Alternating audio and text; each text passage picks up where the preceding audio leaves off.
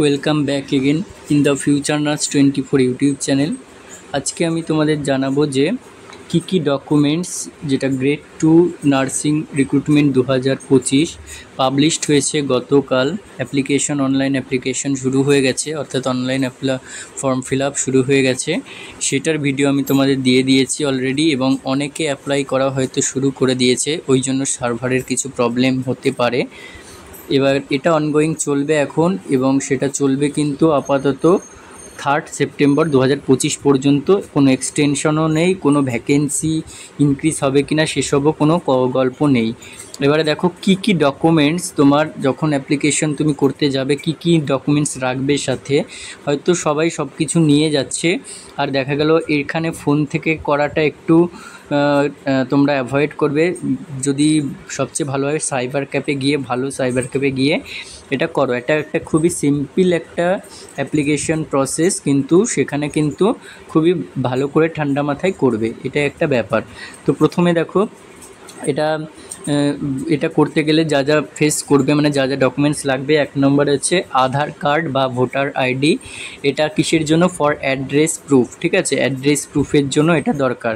2 নম্বর হচ্ছে তোমার caste certificate. এখানে কাস্ট সার্টিফিকেটের একটা ঘরে, সেখানে কিন্তু কাস্ট সার্টিফিকেট চুজ ফাইল বলে অপশন আছে, ওখানে কাস্ট সার্টিফিকেট সবই 2 MBর মধ্যে ডকুমেন্টসগুলো আপলোড করতে হবে। এবং কাস্ট সার্টিফিকেটে সেখানে তোমার ডেট অফ ইস্যু, তারপরে কোথা থেকে ইস্যু হয়েছে, কে ইস্যু করেছে, সমস্ত কিছু কিন্তু লিখতে হবে। এই যে ডকুমেন্টসগুলো কোথায় কি লাগছে, আমি এটা নিয়ে তোমাদের পরের টপিকে, অর্থাৎ এইটা দেখানোর পরেই তোমাদের পরপর স্টেপ বাই স্টেপ দেখিয়ে দিচ্ছি কোথায় কিভাবে কোনটা দিতে হবে। 3 নম্বরে হচ্ছে HS মার্কশিট, অর্থাৎ তোমার হায়ার সেকেন্ডারি তুমি যে বোর্ড থেকেই করো না কেন, সেই HS মার্কশিট, ওখানে নাম্বার বসাতে হবে, টোটাল মার্কস। এবার HS মার্কশিট নিয়ে আবার একবার বলে রাখি যে HS-এ কিন্তু যার 4 সাবজেক্ট থাকবে তাকে 6টা সাবজেক্ট, অর্থাৎ 600-র মধ্যে ক্যালকুলেট করতে হবে। এবং যার 4 সাবজেক্ট থাকবে না তাকে 5টার মধ্যে, অর্থাৎ 500-র মধ্যে ক্যালকুলেট করতে হবে। এবং যদি অ্যাডিশনাল কারো কোনো সাবজেক্ট থেকে থাকে, তাহলে তাকে কিন্তু কী করতে হবে, তাকে 700 বা যতগুলো সাবজেক্ট আছে ততগুলোর মধ্যে কাউন্ট করতে হবে। এবারে দেখে নাও পরবর্তী 4 নাম্বার হচ্ছে 4 নম্বরে থাকছে GNM first year, second year, third year marksheet. ওখানে তুমি GNM হও, বা যদি BSc থেকে অ্যাপ্লাই করো BSc হও, 4টে বছরের, এবং GNM হলে 3টে বছরের মার্কশিট একসাথে কিন্তু কী করতে হবে, অ্যাপ্লাই করতে একসাথে হচ্ছে ডকুমেন্ট করে 2 MBর মধ্যে করে, তারপরে কিন্তু এটাকে চুজ ফাইল করে এটা আপলোড করতে হবে। তারপরে 5 নম্বর দেখো, এটাই লাস্ট, যেটা হচ্ছে রেজিস্ট্রেশন সার্টিফিকেট, ঠিক আছে, রেসিপ্রোকাল হোক বা ফাইনাল হোক, যেটা তোমরা WBNC থেকে পাচ্ছ, সেটা কিন্তু এখানে রেসিপ্রোকাল বা রেজিস্ট্রেশন বা ফাইনাল রেজিস্ট্রেশন কিন্তু আপলোড করে দিতে হবে। এবারে চলো স্টেপ বাই স্টেপ একটু দেখিয়ে দিই। দেখো প্রথমে হচ্ছে যেটা আছে ওই WBHRB যে বোর্ড রয়েছে, সেখানের অফিসিয়াল ওয়েবসাইট WBHRB হচ্ছে অফিসিয়াল ওয়েবসাইট লিখে প্রথম যে লিঙ্কটা আসবে সেখানে ক্লিক করবে। ক্লিক করার পরে প্রথম যে লিঙ্কটা আসবে সেটা ওপেন করবে। সেটা ক্লিক করে ওপেন করার পরেই কিন্তু ওখানে অনলাইন অ্যাপ্লিকেশন বলে একটা অপশন থাকবে, নোটিশ অপশন থাকবে, ডাউনলোড কল লেটার এসব থাকবে। অনলাইন অ্যাপ্লিকেশনে ক্লিক করে ওখানে একটা পেজ ওপেন হবে, যেখানে তোমার কী করতে হবে, প্রথমে রেজিস্টার করতে হবে, তারপরে যদি আবার ওপেন করে লগ ইন করতে হবে, মানে যাই হোক রেজিস্টার করে লগ ইন করে একটা পেজ ওপেন হবে, যেখানে তোমার এইটা লেখা থাকবে, মানে স্টেপ 1 আসবে প্রথমে, ঠিক আছে। স্টেপ 1-এ তোমাকে কি করতে হবে, এখানে তুমি কিসের জন্য অ্যাপ্লাইড করছো, ঠিক আছে, এখানে দেখো স্টেপ 1-এ অ্যাপ্লাইড ফর তুমি কিসের জন্য করছো না, স্টাফ নার্স। এখানে তুমি স্টাফ নার্স করছো, ওই জন্য স্টাফ নার্সে সিলেক্ট করতে হবে। আর স্টাফ নার্সের গ্রেড 2 ডেটেড 7/8/2025 দেওয়া থাকবে।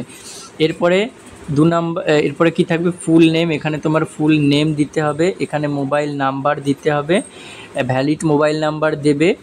তারপর হচ্ছে এখানে email ID, valid email ID দেবে। ডিসিপ্লিনে তোমার কি লিখতে হবে, এখানে চুজ করতে হবে।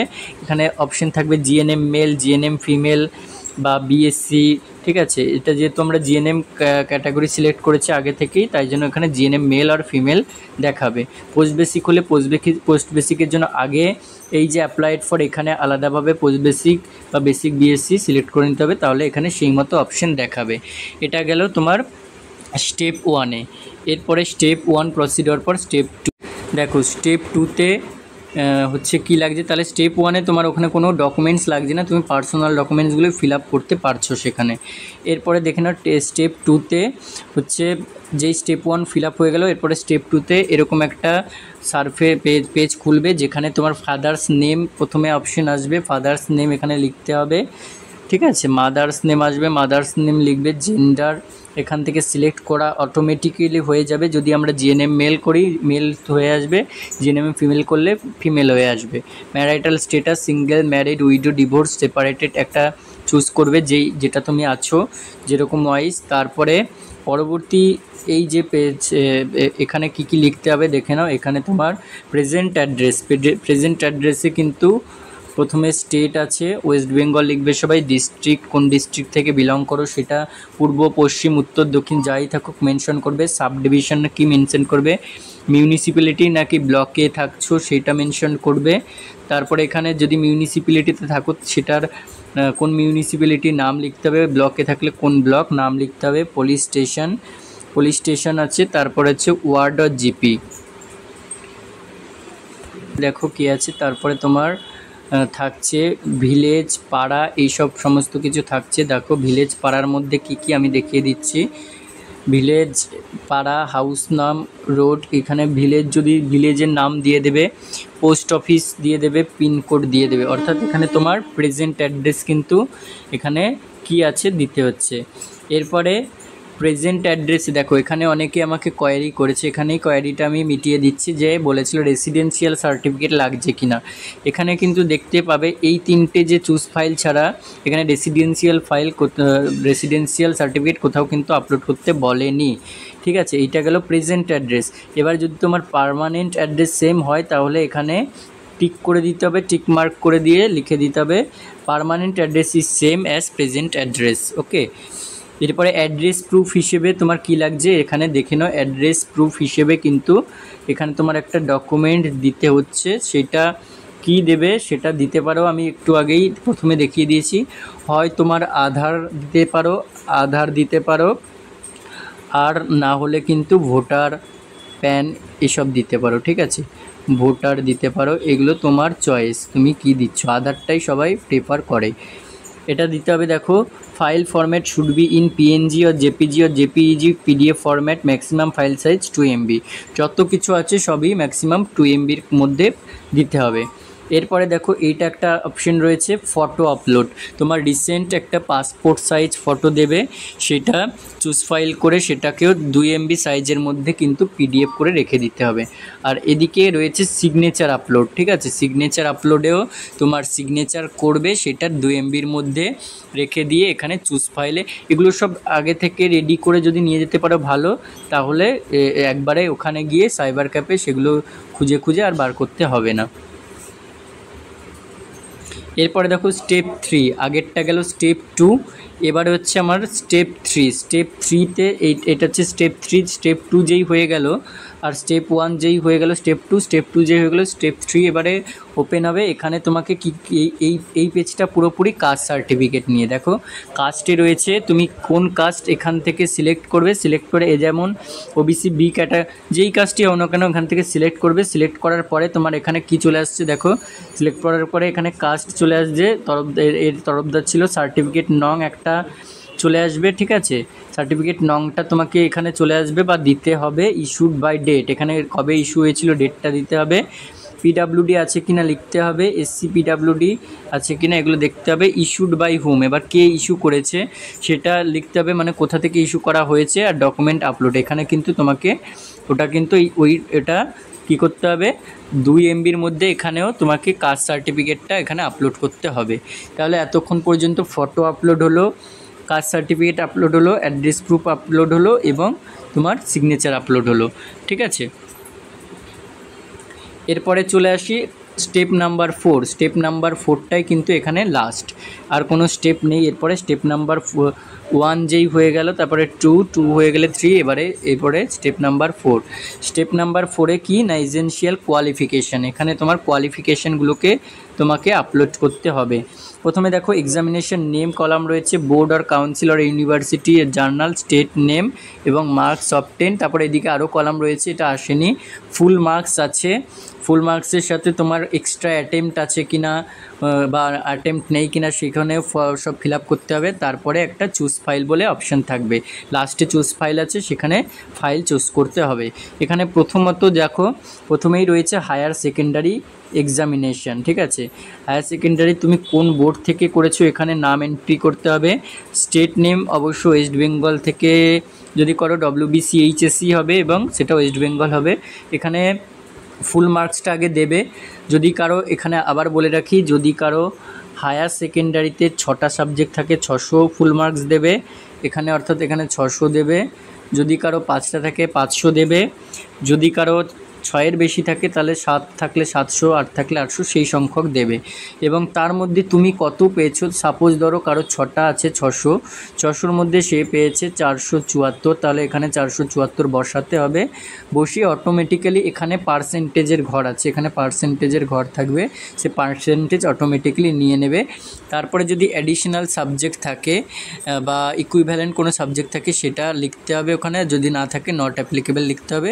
আর লাস্টে চুজ ফাইলে তোমার হায়ার সেকেন্ডারি হচ্ছে মার্কশিটটা ওখানে আপলোড করে দিতে হবে, সব 2 MBর মধ্যেই।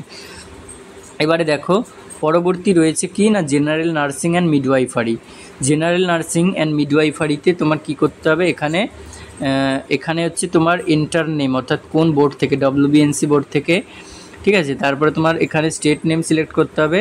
এরপরে ফুল মার্কস, এখানে ফুল মার্কস কত, জিএনএম হলে 1600-র মধ্যে ফুল মার্কসে মার্কস অবটেন কত আছে এখানে লিখতে হবে, পার্সেন্টেজ অটোমেটিক্যালি হয়ে যাবে। তারপর সে একইভাবে এখানে জিএনএমের 3টে ইয়ারের, ভালো করে বলে দিই, এখানে জিএনএমের 3টে ইয়ারেরই কিন্তু মার্কশিট একসাথে করে 2 MBর মধ্যে আপলোড করতে হবে। এটা ওই জন্যই বলছি ভালো সাইবার ক্যাফ থেকে এটা করাবে, নিজে থেকে ফোন থেকে করতে যেও না, কারণ এটা একটা খুবই সেন্সিটিভ ব্যাপার। অ্যাপ্লিকেশন হয়তো এই যে ব্যাপারগুলো সেগুলো হয়তো সিম্পল, কিন্তু খুব সেন্সিটিভ ব্যাপার। এরপরে দেখো রেজিস্ট্রেশন, ঠিক আছে। রেজিস্ট্রেশনে তোমার রেজিস্ট্রেশন অ্যাজ ফিমেল আর মেল নার্স, এখানে তোমার WBNC লিখতে হবে, এখানে স্টেট নেম ওয়েস্ট বেঙ্গল হবে, এখানে ফুল মার্ক, এই যে অপশনটা এখানে যে ফুল মার্কসটা রয়েছে, ফুল মার্কসটা কি হবে এটা কিন্তু একটু কনফিউশন আছে। এটা যারা করছো তারা যদি কি করেছো বা সাইবার ক্যাফ থেকে কি করেছে একটু আমাকে জানাবে। আর মার্কস অবটেনটাও সেই বুঝেই হবে। তারপরে পার্সেন্টেজ, তারপরে অ্যাডিশনাল অ্যাটেম্প, তারপরে লাস্টে থাকছে চুজ ফাইলে তোমরা যে রেসিপ্রোকালি পাও বা ফাইনালি পাও সেই রেজিস্ট্রেশনটা WBNC থেকে পাওয়ার সেটাকে কিন্তু আপলোড করতে হবে। আচ্ছা, এরপরে লাস্টে এই যে একটা কলাম রয়েছে এটা হচ্ছে ডিজাইরেবল, ঠিক আছে। এটা হচ্ছে ডিজাইরেবল কোয়ালিফিকেশানে যদি তোমার সেই ডিপ্লোমা তোমরা শুনেছিলে হয়তো, ডিপ্লোমা যদি কারো করা থাকে সেই ডিপ্লোমার একটা ঘর রয়েছে, ডিপ্লোমাতে কত থাকে 5 মার্কস, ডিপ্লোমাতে 5 মার্কস থাকে। এবং এটা মিনিমাম মানে মিনিমাম অর্থাৎ গ্রেটার অর ইকুয়ালস টু তোমার 1 ইয়ার এর এক্সপিরিয়েন্স, 1 ইয়ারের হচ্ছে কোর্সটা হতে হবে, মানে কোর্সটা 1 ইয়ারেরই হয় কিন্তু ওই জন্য মিনিমাম 1 ইয়ারের কোর্সটা হতে হবে। আর ভ্যালিড সার্টিফিকেট যদি থাকে তাহলে আপলোড করতে হবে, আপলোড করে যদি ডেট ফেট কিছু থাকে ডেট দিতে হবে, এবং তাহলে দিলে কিন্তু 5 মার্কস পাওয়া যায়। এটা ডিজাইরেবল কোয়ালিফিকেশানে রয়েছে। এবং তারপরে থাকছে হচ্ছে তোমার এক্সপিরিয়েন্স আছে, এরপরে এক্সপিরিয়েন্স ওইটা আমার আর কি তোলা হয়নি। এরপরেই এটা হচ্ছে এটার পরেই হচ্ছে তারপরে রয়েছে হচ্ছে তোমার এক্সপিরিয়েন্স, ঠিক আছে। এক্সপিরিয়েন্সের ব্যাপারটা কি, এক্সপিরিয়েন্সে যদি আমি বলে দিই, এক্সপিরিয়েন্সে কিন্তু অবশ্যই তোমাকে ওখানে লিখতে হবে কোথা থেকে, মানে কোন হসপিটাল বা কোন হেলথ ফ্যাসিলিটি থেকে করছো তার নাম লিখতে হবে, কবে ডেট, মানে ডেট ফ্রম থেকে ডেট আপ টু এটা লিখতে হবে। এটা লেখার পরে তারপরে ওখানে একটা সবচেয়ে ভালো মানে সবচেয়ে গুরুত্বপূর্ণ বিষয় হচ্ছে মেমো নাম্বার কিন্তু রেজিস্ট্রেশন সার্টিফিকেটে থাকতেই হবে। সেই মেমো নাম্বার ওখানে বসাতে হবে বা মেমো নাম্বার শো করাতে হবে। তারপরে কিন্তু কত ইয়ার এক্সপিরিয়েন্স, মানে ডেট একটা, এটা একটা, ওটা মান্থে লিখতে হয়। ধরো 1 বছর হলে 12 মান্থ বা 13 মান্থ লিখতে হবে, 2 বছর হলে 24 মান্থ, এরকম করে লিখতে হবে। লিখে চুজ ফাইলে ঠিক ওই রেজিস্ট্রেশন সার্টিফিকেট একটা মেমো নাম থাকবে, সেটা কিন্তু মানে এক্সপিরিয়েন্স সার্টিফিকেট, সেটা আপলোড করতে হবে। এগুলো ছিল। এরপরে তোমার ডেট অফ বার্থ প্রুফ, মানে ডিওবি থাকবে, সেটা ডেট অফ বার্থ লিখতে হবে তার নিচে, এবং সেখানে চুজ ফাইল করে ফাইলে তুমি ডেট অফ বার্থে অ্যাডমিট কার্ডও দিতে পারো মাধ্যমিকের, বা তোমার বার্থ সার্টিফিকেটও দিতে পারো। এটা গেল পুরো রেজিস্ট্রেশন প্রসেসটা, ঠিক আছে। মানে এই যে তুমি অ্যাপ্লিকেশন করছো রিক্রুটমেন্টের জন্য, তার পুরো অ্যাপ্লিকেশন প্রসেসটা, ঠিক আছে। স্টেপ 4 পর্যন্তই কমপ্লিট, এরপরে আর নেই।